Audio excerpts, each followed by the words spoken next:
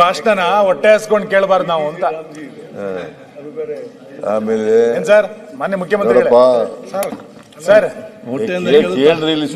ನಿಮ್ ಭಾಷಣ ಹೊಟ್ಟೆ ಹಾಸ್ಕೊಂಡು ಕೇಳಬಾರ್ದು ನಾವು ಅಂತ. ಅಲ್ಲ ಸ್ವಲ್ಪ ಊಟ ಮಾಡಿ ಆರಾಮ್ ಬರ್ತೀವಿ, ಆಮೇಲೆ ಕೇಳ್ತೀವಿ. ಕಿವಿಯಲ್ಲಿ ಕೇಳುದು, ಹೊಟ್ಟೆಯಲ್ಲಿ ಕೇಳುದು, ಆಮೇಲೆ ನಿದ್ದೆ ಮಾಡ್ತೀವಿ ಊಟ ಮಾಡ್ಕೊಂಡು ಬಂದ್ಮೇಲೆ. ಸ್ವಾಮಿ ವಿವೇಕಾನಂದರು ಏನ್ ಹೇಳಿದ್ದಾರೆ ಗೊತ್ತಾ ಸರ್? ಹಸಿದ ಹೊಟ್ಟೆ ಇಟ್ಕೊಂಡು ಬೋಧನೆ ಮಾಡಬೇಡ ಅಂತ ಹೇಳಿ. ಬುದ್ಧ ಹೇಳಿದ್ದು. ಬುದ್ಧ ಹೇಳಿದ್ದು ಹಸಿದ ಹೊಟ್ಟೆಯನ್ನು ಇಟ್ಕೊಂಡು ಬೋಧನೆಯನ್ನ ಮಾಡಬೇಡ ಅಂತ ಹೇಳಿದ್ರು. ನೀವು ಹಸಿದ ಹೊಟ್ಟೆ ಇಟ್ಕೊಂಡು ಬೋಧನೆ ಮಾಡಬೇಡಿ, ಮಾಡ್ತೀನಿ ಅಂದ್ರೆ ಮಾಡಿ. ಡಿಫಿಕಲ್ಟಿ ಅಲ್ಲ, ಇವರ ಬೆಳಿಗ್ಗೆಲ್ಲ ಹೊಟ್ಟೆ ಕೋರಮ್ ಆಗಲ್ಲ, ತಿಂದು ಹೊಟ್ಟೆ. ಅಲ್ಲ ಈಗ ಮುಖ್ಯಮಂತ್ರಿಗಳೇ, ನಿನ್ಗೇನಯ್ಯಪ್ಪ, ನಿಮ್ಗೇನು ಮುಖ್ಯಮಂತ್ರಿ ಈಗ 1 ಗಂಟೆ ಆದಷ್ಟು 2 ಗಂಟೆ ತನಕ ಮತ್ತೆ ಬೇಕಾದ ಕಂಟಿನ್ಯೂ ಮಾಡುವ.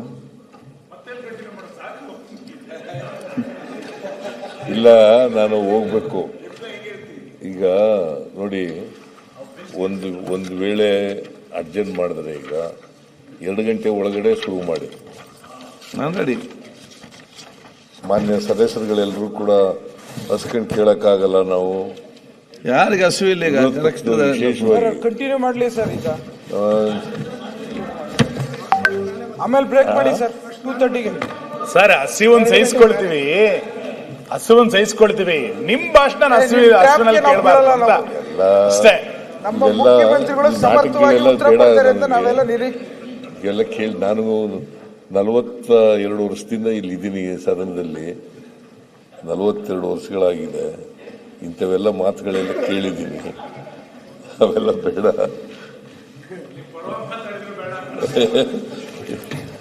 ಪರವಾಗಿ ಏನು ಮಾತಾಡೋದು ಬೇಡ. ನೀವು ನಿಮ್ಮ ಕಾನ್ಸ್ಟಿಟ್ಯೂಯನ್ಸಿ ಪರವಾಗಿ ಮಾತಾಡ್ಬೇಕಷ್ಟೇ. ಈ ರಾಜ್ಯದ ಪರವಾಗಿ ಮಾತಾಡಬೇಕು, ರಾಜ್ಯದ ಜನರ ಪರವಾಗಿ ಮಾತಾಡಬೇಕು, ಸಮಾಜದ ಪರವಾಗಿ ಮಾತಾಡಬೇಕು, ಸಮಾಜಮುಖಿಯಾಗಿ ಮಾತಾಡಬೇಕು. ಅಷ್ಟು ಮಾತಾಡೋದು ಸಾಕು. ನನ್ನ ಪರವಾಗಿ ಮಾತಾಡೋದು ಬೇಕಾಗಿಲ್ಲ, ನನ್ನ ಹೊಗಳೋದು ಬೇಕಾಗಿಲ್ಲ.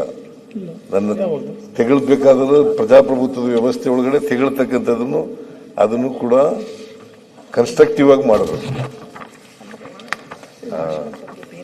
ಈಗ ಮಾನ್ಯ ಅಧ್ಯಕ್ಷರೇ, 2 ಗಂಟೆಗೆ ಸೇರೋದು. ಮತ್ತೆ ನಾ 2 ಗಂಟೆಯಿಂದ 4 ಗಂಟೆವರೆಗೆ ಇಲ್ಲಿ ಮಾಡ್ತೀನಿ, ಆಮೇಲೆ ಅಲ್ಲಿ ಹೋಗಿ ಮಾಡ್ತೀನಿ.